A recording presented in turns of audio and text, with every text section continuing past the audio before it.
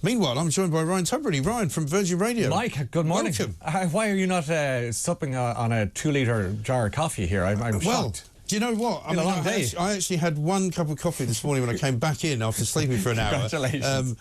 Yeah, I stick to water. I'm going to be on the hard stuff later. Yeah, because the crash can be too intense. Yeah, anyway, so how are you feeling after all this? Yeah, feeling great. Well, you know, I love doing these election specials because the adrenaline just keeps you going. For political anoraks, it's a dream. I mean, my last words when I left the studio downstairs at 4 o'clock was, I think he's done it. Yeah. You know? And I wasn't sure, but all the signs were that, you know, literally there was nothing good in the Democratic, tick box. It was like, what's good going on? No, nothing. Any of the things that we'd been hoping for weren't being realised. No. And of course, regardless of your politics, it's probably worth pointing out that it's a good result in the sense of if it was too close either way, there would have been trouble. And there would have been, because there was a whiff of cordite off this whole thing in terms of anticipation of where, they were boarding up Washington and so forth. Now that there's a clear winner, and it's a country mile by the looks of things, that threat is alleviated. Yes. And that can only be a good thing. It is. I think a lot of people were saying that before the count came along, that, you know, at least whoever wins it, let it be a landslide properly. One way or the other. Because then there won't, because you know what it's like in America, there'll be lawsuit after lawsuit. Yeah.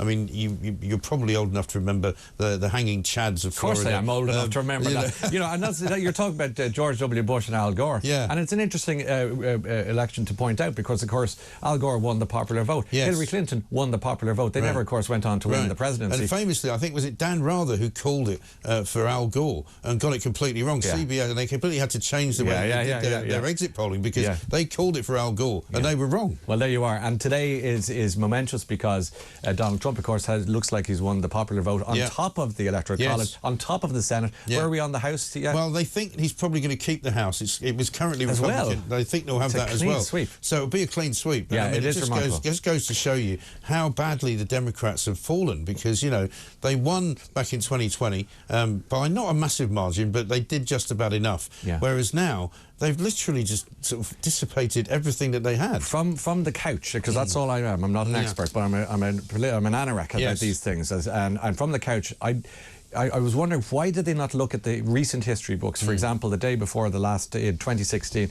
when Hillary Clinton was surrounding herself with John Bon Jovi and Beyonce and Stevie Wonder and all these wonderful musicians and so forth, and think, maybe it's not a great look for us the day before. All these millionaires. Unfortunately, millionaires and glamorous and very beautiful people. Right. And you know, the Trump people putting them in McDonald's and drive-through is a stroke of political campaign genius. Yeah. And that's the kind of thing. The garbage truck was which he just about got on. I mean, it was a bit of a waddle, but he got there. Well, he's 80, 78. Well, he's 78. He's practically 80. And I don't know that many 80-year-olds that could do the things that he does. We was talking to Nigel Farage just there. Yeah. You know, he was up until about 2:15, 3 o'clock in the morning the other day, gets on a plane, flies somewhere superhuman. else. He does appear to be superhuman. And a lot of people are really upset, Mike. I mean, let's just say it. You can walk along the corridor here beside us and you can meet 5 people who are grinning and 5 people who are crying. You know, this was the nature of it. I was at dinner in Dublin on Friday and there were 10 of us, all adults.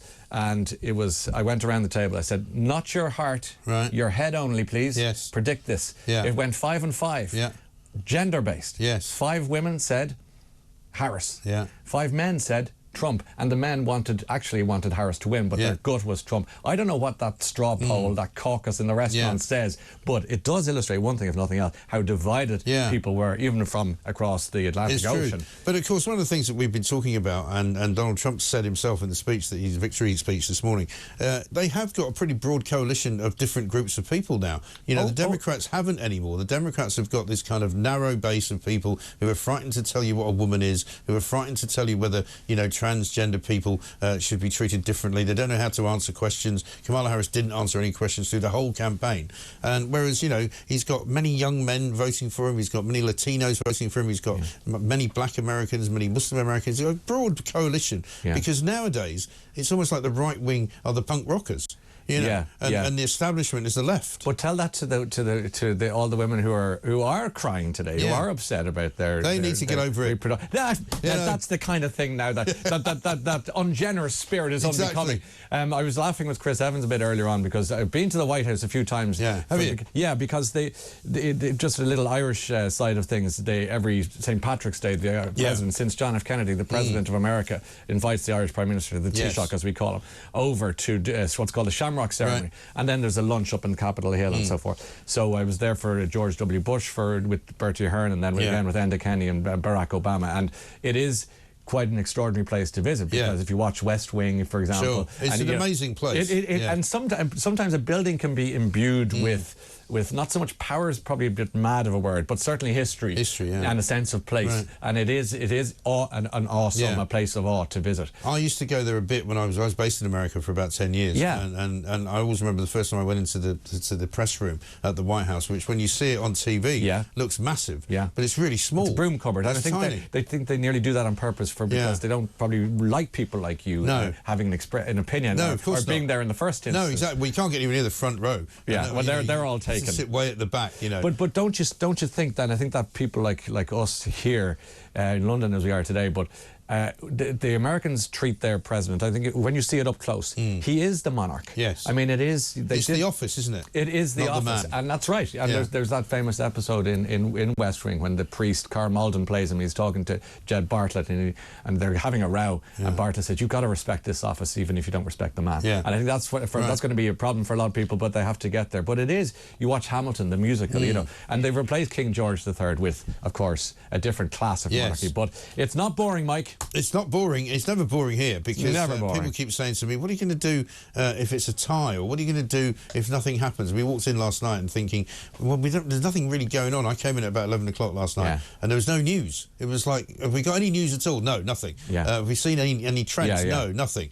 And I said, well, that's when you have to earn your money. That's right. There's nothing You've got going on. Fill. Get people like me in to chat away. But nevertheless, it was it was a long walk to freedom. But you called it earlier. You saw it coming. Well, it was quicker, I think, than I even expected. I mean, I wasn't expecting it to be decided until we got Pennsylvania, and I thought that might not be until maybe Wednesday or Thursday. I agree with you. I thought we were heading towards it was Saturday the last time, wasn't it? Last question from me to you is, if I may, has the British government appointed a British ambassador to Washington yet? They have not. And have you been discussing this at any length? Not quite. But and who do you think should be the ambassador? We did speak to Nigel Farage. There you go. And he said that he'd be very happy. He's going to be an MP, because that's what he was elected to do. He doesn't want to be ambassador. He will be very happy, however, to act as some kind of liaison between the government and Donald Trump when it comes to trade. Because Mr. Farage speaks fluent Trump. He does. And not everyone does. He's the closest man to Donald Trump in Britain. When I said that to Piers Morgan, he went, second closest.